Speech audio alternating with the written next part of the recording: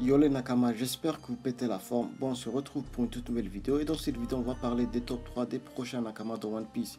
Avant que je rentre dans le vif du sujet, je te demanderai d'aller regarder ma vidéo qui est sortie la semaine dernière qui parlait des amiraux.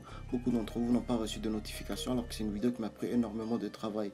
Et pour les prochains épisodes de cette série, je ferai une vidéo sur les supernovas. Et dites-moi dans les commentaires qui est votre supernova le plus puissant selon vous bien sûr. N'oubliez pas de lâcher un gros pouce bleu, vous êtes de plus en plus nombreux à le faire et franchement ça me fait plaisir de ouf. Continuez comme ça les Nakama et de aussi partager cette vidéo pour agrandir notre équipage, c'est très important ça aussi, ça ne te prendra que quelques secondes. Bon, assez blablaté pour rien et passons à cette vidéo.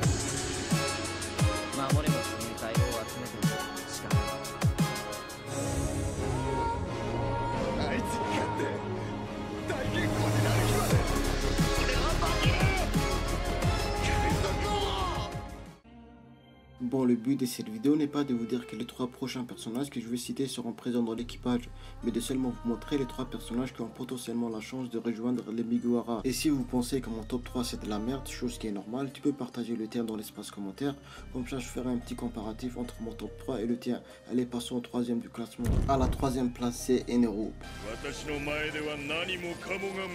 Bon, c'est vrai que dire que Enero va rejoindre les Mugiwara, c'est vraiment du fan service de haut niveau, même si bien sûr ça me ferait plaisir de ouf. Pour moi, il sera vraiment un élément très important pour les Mugiwara. Il est puissant et sa puissance pourrait bien entendu rapporter beaucoup pour Luffy. Certes, Enero est quelqu'un de très arrogant et il pense que c'est un dieu, mais ce petit détail ne va pas l'empêcher de rejoindre les Mugiwara. Chaque personnage de l'équipage a son propre comportement. Luffy est bête, Sanji est un pervers, Chopper est imbu de sa personne, Nami aime trop l'oseille, Robin est manipulatrice. Bref, tout ça pour vous dire que son comportement ne va pas vraiment mettre en doute son recrutement. Je vous rappelle que Luffy est le seul personnage qui peut le battre combien même il s'entraîne, donc c'est dans son intérêt de rejoindre les Mugiwara s'il décide bien sûr de revenir sur Terre. À la 2e place c'est Bellamy. Bellamy était un ennemi des Mugiwara avant de devenir un ami de Luffy. Certes, il n'est pas si puissant que ça, mais ça reste un personnage très intéressant. Avant le time skip, il était un personnage assez mauvais. Et après le time skip, il s'est beaucoup assagi et il n'a pas de haine envers Luffy. Je pense que c'est dû au fait qu'il ait perdu son équipage. Et pour le moment, Bellamy n'a pas d'équipage, donc il se peut qu'il rejoigne l'équipage de Luffy. Et pour ceux qui vont me dire qu'il est fidèle à Doflamingo, bon, déjà Doflamingo est en prison et Bellamy va tôt ou tard comprendre que c'était bête de sa part de choisir Doflamingo. À la première place, Carotte. Bon, beaucoup de spéculations entourent ce personnage. Beaucoup de personnes pensent que Carotte va rejoindre les Mugiwara après l'arc Whole Cake Island et je suis d'accord avec eux. Je pense que Carotte peut faire une très bonne recrue pour les Mugiwara. Elle est très puissante. On a remarqué de quoi elle était capable à l'arc Whole Cake Island.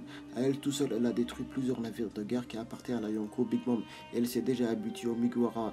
Donc pour moi, elle a vraiment sa place parmi les Mugiwara. Bon, après reste à savoir si elle va vraiment quitter les mix pour rejoindre les Mugiwara. Bon, c'est la fin de cette vidéo. Désolé si cette vidéo était très courte. J'ai pas mal de choses à faire en ce moment. Donc je ne peux pas trop me concentrer sur YouTube vu que j'ai mes études et tout ça. Et je voulais aussi vous dire que j'ai pas mis Jinbei dans ce classement parce que Jinbei fait déjà partie de l'équipage vu que c'est lui-même qui l'a dit, donc ça ne sert à rien de le mettre dans ce top. J'ai pas mis Vivi dans ce classement aussi parce qu'elle a une responsabilité plus importante que d'être une pirate. C'est le fait de diriger un royaume, elle n'a aucune compétence au niveau de la baston. Et comme on sait que le nouveau monde c'est pas un endroit où on rigole et que le hacker de l'armement c'est la base, ben c'est très dangereux pour elle. Bref les Nakama, on se dit à la prochaine fois. N'oubliez pas de déglinguer le pouce bleu et de vous abonner à la chaîne si vous êtes nouveau et de surtout partager cette vidéo, c'est très important pour la chaîne. N'oubliez pas de me dire qui est votre supernova le plus puissant. Moi je vous dis à la prochaine fois les frérots. Allez, ciao.